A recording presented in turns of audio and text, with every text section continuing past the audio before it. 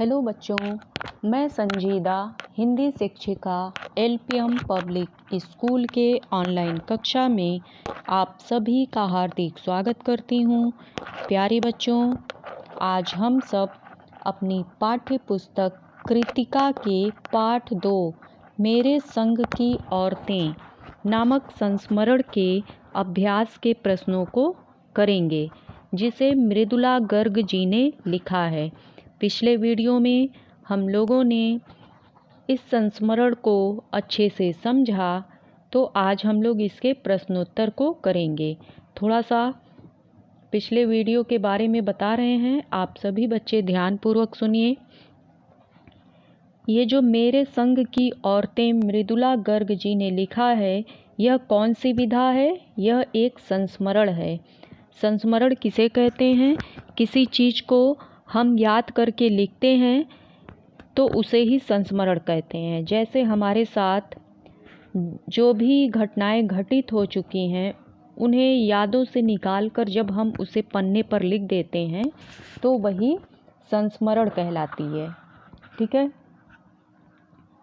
तो आइए अब थोड़ा सा आगे देखते हैं हम लोग कि इस पाठ में लेखिका ने क्या बताने का प्रयास किया है। मृदुला गर्ग जी ने इसमें अपने परिवार में जितनी भी औरतें रहती हैं उनके बारे में बताया है कि मेरे परिवार में नानी, परदादी, माँ, बहनें, जो भी औरतें हैं उनके बारे में उन्होंने बताया कि उनके साथ इनके रिश्ते कैसे थे, उनसे इन्होंने क्या क्या सीखा। ये सारी चीज़ें एक एक करके बताई हैं।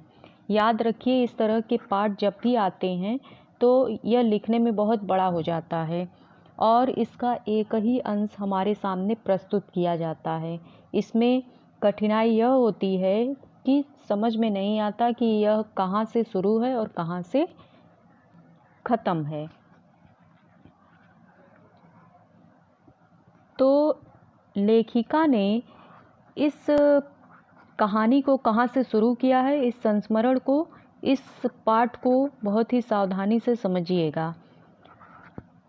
इस पाठ को लेखिका ने अपनी नानी के साथ शुरू किया है। नानी के बारे में जितनी बातें वो जानती थीं उनके बारे में वहीं से शुरू किया है। और इस पाठ को पढ़ने का मतलब केवल ये नहीं है कि आप प्रश्नोत्तर ही पढ़ लेंगे तो आपके समझ में आ जाएगा। यह बड़ी कहानी है, तो इसे आप अच्छे से पढ़ेंगे, क्योंकि परीक्षा में जब बहुविकल्पीय प्रश्न बनेगा तो ये आपके दीर्घ उत्तरीय प्रश्नोत्तर से नहीं बल्कि पाठ के अंदर से ही पूछा जाएगा। तो आप सभी बच्चे इस पाठ को अच्छे से पढ़िएगा। चलिए अब हम लोग इस संस्मरण के प्रश्नोत्तर को देखेंगे। इसे आप लोग अच्छे से अपनी फेयर कॉपी में लिख लीजिएगा। पहला प्रश्न है, लेखिका ने अपनी नानी को कभी देखा भी नहीं, फिर भी उनके व्यक्तित्व से क्यों प्रभावित थीं? इसका उत्तर आप लोग लिखेंगे, लेखिका की नानी की मृत्यु उनकी माँ की शादी से पहले हो गई थी, परंतु उनकी माँ के द्वारा उन्होंने नानी के विषय में बहुत कुछ सुन रखा था। लेखिका ने अपनी नानी को देखा नहीं था, लेकिन उनकी माँ ने उनको नानी के बारे में बताया था। बेशक उनकी नानी शिक्षित स्त्री नहीं थी, मतलब वो अनपढ़ थीं, न ही कभी पर्दा व घर से बाहर ही गई थी। बहुत पुराने ज़माने की थी, अनपढ़ थी और वह पर्दा भी करती थी, परंतु वे एक स्वतंत्र व्यक्तित्व की स्वाभिमानी थीं और उनके मन में आज़ादी की लड़ाई करने वालों के लिए विशेष आदर था। और यही कारण था कि अपने अंत समय से पहले अपने पति के मित्र से उन्होंने निवेदन किया था कि उनकी पुत्री का विवाह उनके पति की पसंद से न हो, क्योंकि वह स्वयं अंग्रेज़ों के समर्थक थे, बल्कि उनके मित्र करवाएं। इसलिए मरने से पहले उन्होंने अपने पति से कहा कि आप अपने मित्र को ले आइए। उनके मित्र स्वतंत्रता सेनानी थे। उनको ले आइए।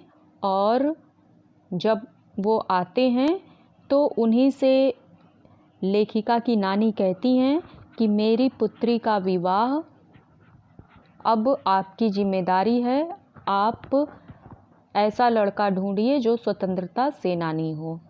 तो इसलिए इसमें आप लोग क्या लिखेंगे कि वह अपनी ही तरह आज़ादी का दीवाना ढूंढे। वे देश की आज़ादी के लिए भी जुनून रखती, परंतु कभी घर से बाहर उन्होंने कदम नहीं रखा था। मतलब पर्दा प्रथा भी थी, लेकिन इसके बाद भी उनकी नानी का जो व्यक्तित्व था वह बहुत ही एक स्वतंत्र व्यक्तित्व था। तो इसके पहले के उत्तर में आप इसी को लिखेंगे कि लेखिका ने अपनी नानी को कभी नहीं देखा, फिर भी उनके व्यक्तित्व से वो इसीलिए प्रभावित थी कि उनकी माँ ने उनकी नानी के विषय में उन्हें बताया था। इसका PDF भी भेज देंगे, उसमें से देखकर आप लोग प्रश्नोत्तर लिख लीजिएगा। प्रश्न 2 है, लेखिका की नानी की आज़ादी के आंदोलन में किस प्रकार की भागीदारी रही। इसमें आप लोग लिखेंगे वह प्रत्यक्ष रूप में भले ही आज़ादी की लड़ाई में भाग नहीं ले पाई हों, परंतु अप्रत्यक्ष रूप से सदैव इस लड़ाई में सम्मिलित रहीं। और इसका मुख्य कारण यही था कि उन्होंने अपनी पुत्री की शादी की जिम्मेदारी अपने पति के स्वतंत्रता सेनानी मित्र को दी थी। वह अपना दामाद एक आज़ादी का सिपाही चाहती थी, न कि अंग्रेज़ों की चाटुकारी करने वाले को। तो लेखिका की माँ की जब शादी होती है तो वह भी एक स्वतंत्रता सेनानी होते हैं, और इसलिए उन्हें भी स्वतंत्रता सेनानी की पत्नी बनकर रहना पड़ता था, और वह खादी की साड़ी पहनती थी। तो इसमें जितना उत्तर है इसी को आप लिखेंगे। प्रश्न नंबर 3 है, लेखिका की माँ परंपरा का निर्वाह न करते हुए भी सबके दिलों पर राज करती थी। इस कथन के आलोक में लेखिका की माँ की विशेषताएं बताइए। लेखिका की दादी के घर के माहौल का शब्द चित्र अंकित कीजिए। तो इसमें आप लोग लिखेंगे, इसका उत्तर बहुत बड़े में होगा, दीर्घ उत्तरीय प्रश्न। आप लोग लिखिएगा, लेखिका की माँ बैरिस्टर की बेटी थीं। वे अपनी माँ की ही भांति स्वतंत्र व्यक्तित्व की स्वामिनी थीं। उन्होंने कभी भी एक बहू, पत्नी व माँ के कर्तव्यों का पालन नहीं किया था, परंतु फिर भी वे सारे घर की प्यारी थीं। उनके लिए लेखिका ने कहा है, कभी घर के किसी अन्य सदस्य को शायद ही कुछ कहते सुना हो, क्योंकि क वाले का नंबर 1 है, उनकी सबसे बड़ी विशेषता थी कि वे एक ईमानदार स्त्री थीं, और दूसरी विशेषता थी कि वे कभी झूठ नहीं बोलती थीं, फिर चाहे कितना कड़वा सच ही क्यों न हो। ये उनके चरित्र की सबसे बड़ी विशेषता थी। यही कारण है कि घर के सभी लोग उनका आदर और सम्मान करते थे। दूसरे नंबर पर आप लिखेंगे, वे कभी किसी की गोपनीय बात कभी दूसरे पर जाहिर नहीं होने देती थी, जिसके कारण सभी व्यक्ति उनके मित्र थे। उनकी सलाह का सभी सम्मान करते थे। और ख वाले का उत्तर आप लिखेंगे, लेखिका की दादी के घर का माहौल स्वतंत्रता से परिपूर्ण था। वे अपनी बहुओं व बेटियों पर ताना या उलाहना नहीं देती थीं। उनका घर परिवार की दृष्टि से काफ़ी बड़ा था। उनकी एक परदादी भी थी। उनके घर सबको समान अधिकार प्राप्त था। किसी से भी कोई सवाल जवाब नहीं किया जाता था। उनका घर उस समय के परिवेश से सर्वदा भिन्न था। उस समय में उनकी परदादी द्वारा लड़की मांगने से सभी हैरान थे, पर उनकी दादी की यही इच्छा थी। प्रश्न नंबर 4 है, आप अपनी कल्पना से लिखिए कि परदादी ने पतोहू के लिए पहले बच्चे के रूप में लड़की पैदा होने की मन्नत क्यों मांगी। तो इसके उत्तर में आप लिखेंगे, उनकी दादी भिन्न स्वभाव की स्वामिनी थी। लेखिका के अनुसार उनकी दादी लोगों से विपरीत ही चला करती थी।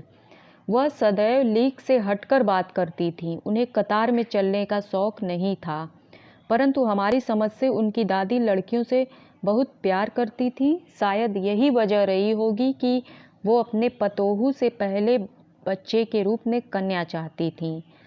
5 कन्या होने पर भी कभी उन्होंने लेखिका की मां को ताना या उलाहना नहीं दिया। प्रश्न नंबर 5 में आप लोग लिखेंगे, डराने, धमकाने, उपदेश देने या दबाव डालने की जगह सहजता से किसी को भी सही राह पर लाया जा सकता है। पाठ के आधार पर तर्क सहित उत्तर दीजिए।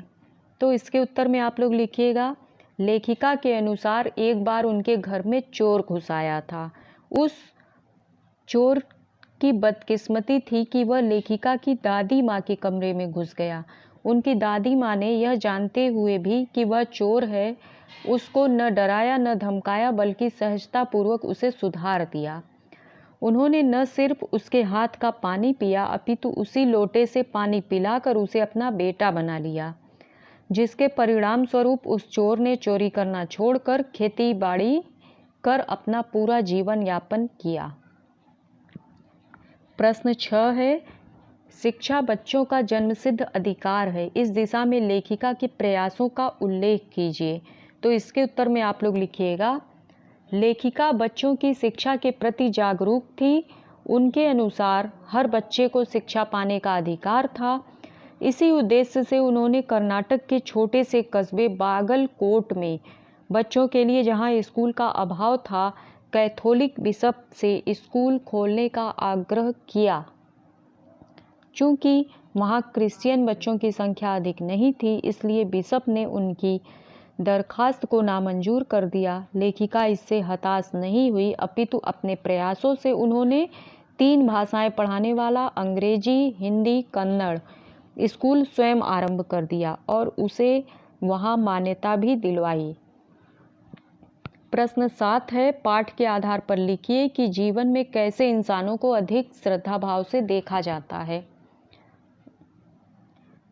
तो इसके उत्तर में आप लिख सकते हैं, जो इंसान सदैव सत्य बोले, ईमानदारी से अपना जीवन व्यतीत करे, दृढ़ निश्चयी हो, दूसरों की बातों की गोपनीयता को दूसरों पर प्रकट न करे, जो सबके साथ समान व्यवहार करे, समाज की भलाई के लिए कार्यरत रहे तथा अपने कर्तव्यों से विमुख न हो, ऐसे मनुष्य को श्रद्धा भाव से देखा जाता है। कहने का मतलब, कैसे इंसानों को श्रद्धा भाव से देखा जाता है?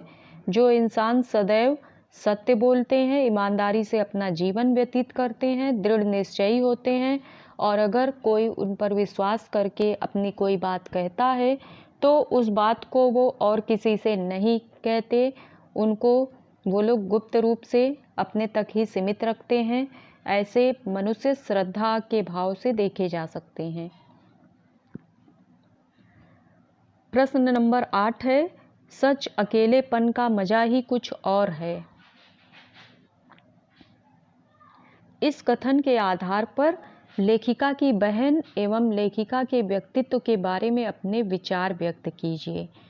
तो इसके उत्तर में आप लोग लिखेंगे, लेखिका व उनकी बहन एकांत प्रिय स्वभाव की थी।